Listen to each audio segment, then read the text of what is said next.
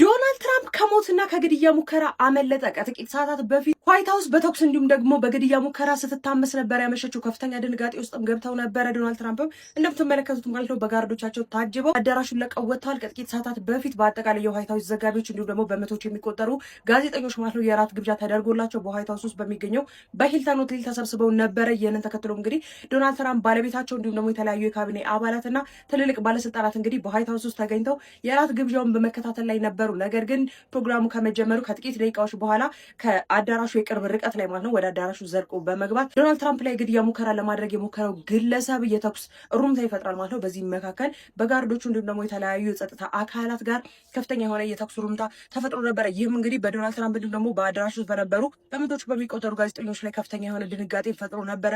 ዶናልድ ትራምፕ ባለቤታቸው እንዲሁም ደግሞ የተለያዩ ባለስልጣናት እንግዲህ በጋርዶቻቸው ታጅበው በፍጥነት አዳራሹ እንዲሁም ደግሞ ያንን አካባቢ ለቀው እንዲወጡ ጭምር ሲደረግ በቪዲዮ በቀጥታ ስንመለከት ነበረ። ይህ ነገርን በርካቶችን አስደንግጧል። ይህ የግድያ ሙከራ ያደረገው ሰውዬ በውል ማንነቱ ባይታወቅም ግን ወዲያው በቁጥጥር ስር መዋሉና አንድ የፖሊስ መኮንን ላይ ጥቃት መድረሱ ነው በሰዓት መረጃዎች እየወጡ የሚገኙት። ዶናልድ ትራምፕ ከዛ በኋላ በትሩዝ ሶሻል ገጻቸው እንዲሁም የተለያዩ ጋዜጣዊ መግለጫዎችን እየሰጡ ነበረ። ነገር ግን ዋይት ሃውስ ማለት ነው በከፍተኛ ድንጋጤ ውስጥ ነበረ እያመሸችው ከጥቂት ሰዓታት በፊት ነው ይህ ነገር የተፈጠረው። ዶናልድ ትራምፕም የተለያዩ መግለጫዎችን በየሰዓታት ልዩነቱ እየሰጡ ይገኛሉ። ማንም ላይ ጉዳት አልደረሰም።